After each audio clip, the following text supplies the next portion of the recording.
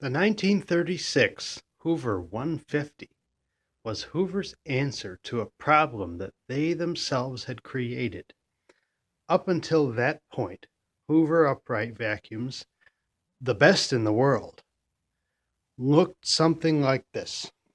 And they changed a little bit through the models. This is a Model 800 from 1932 or 33. In the interim between these two machines, there was the 825.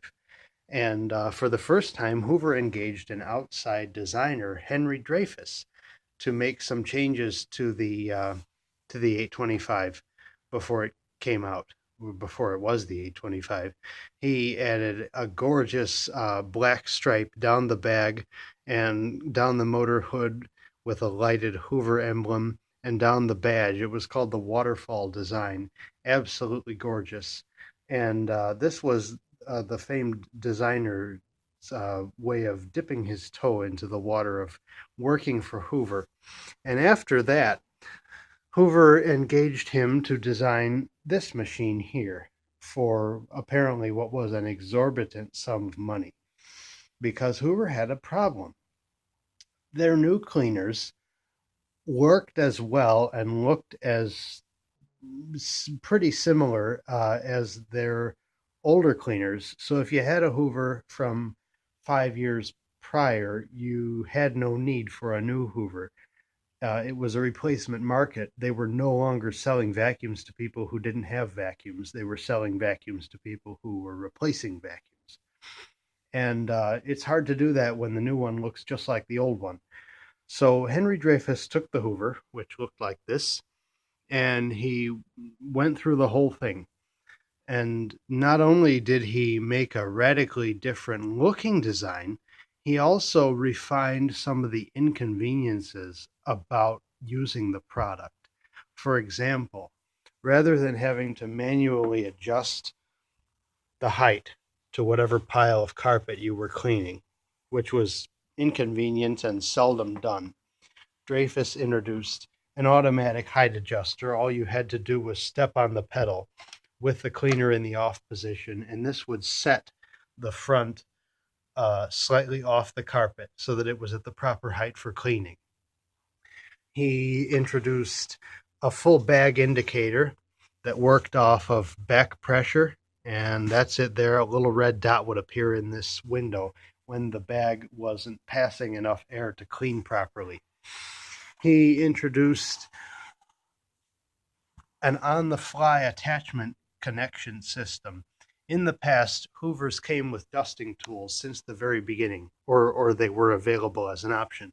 But to connect them, if you wanted to use the hose, you had to turn the cleaner off, flip it over, take off the belt cover, take off the belt, put on the hose adapter, put on the hose, flip the cleaner back right side up, and turn it on so that you could dust a piece of furniture. Tremendously inconvenient. And with this one, that slot allowed you to simply stick the hose in while the cleaner was running, and the connection was made automatically. Rather than being made of aluminum, which had to be polished, this is made of magnesium, which is lighter weight and was finished in paint, less costly. And the hood enclosing the motor is Bakelite. And so this was kind of Hoover's first foray into using plastics for anything other than small minor parts like wheels. This example of the 150 comes from Charlie in North Carolina, to whom I owe a great thank you, as this is a beautiful example of a very hard to find machine. The bag, some may know, is not original. I have about as much hope of finding an original bag as I do of winning the lottery. So this is quite good enough for me. I think it looks very nice with the cleaner. It's probably from the 1950s. The bag was one of the first things to wear out besides the brush strips. And I also believe the cord is a replacement, but it is a Hoover replacement. You can see the plug there says Hoover. So very happy with that. And let's give this one for a little test spin. I believe this was one of the last Hoover uprights to come with a 2-speed switch. Later ones did come with a 2-speed motor, but it was selected by engaging the attachments, and that was called the convertible. Hoover's arguably most famous cleaner ever, the convertible line.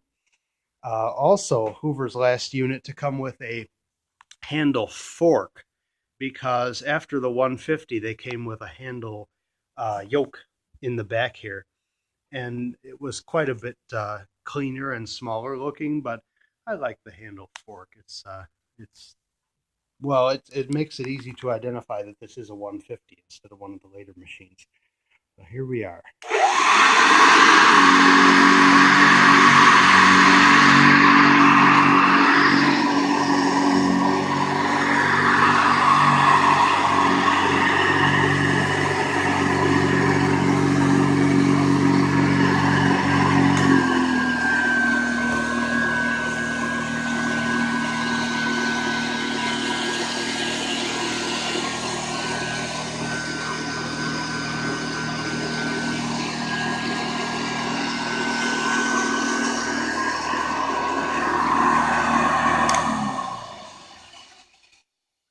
This one does have the original handle grip, and these often perished and fell off.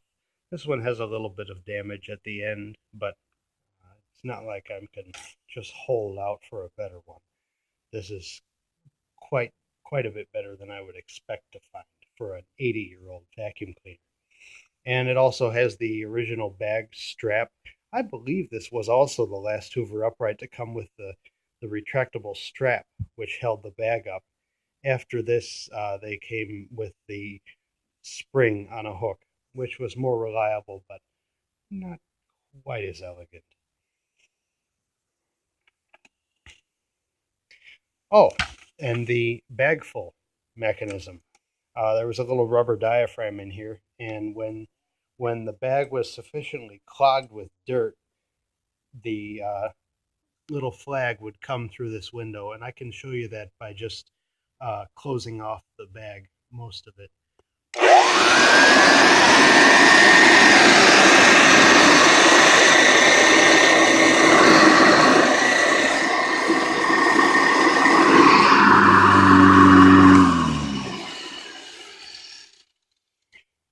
You can see that the bag would have had to be very full and very clogged for that indicator to function, but there it was.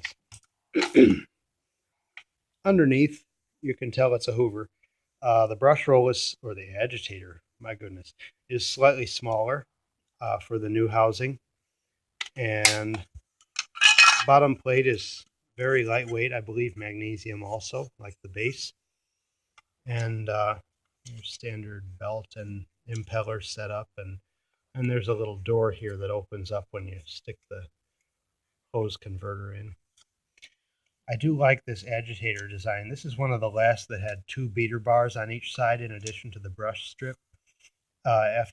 Shortly after this, they went to just 1 on each side. But I like this design because the one flows into the other very nicely, and just looks very beautiful, in addition to doing a superior cleaning job on carpets.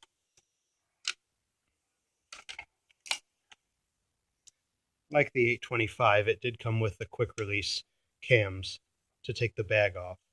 The 800 had the thumb screws as before. And so I think this machine accomplished its goal for Hoover of getting people to trade in their old style machines, though I can't say I'm inclined to trade in my old style machine. I like them both. Thank you for watching.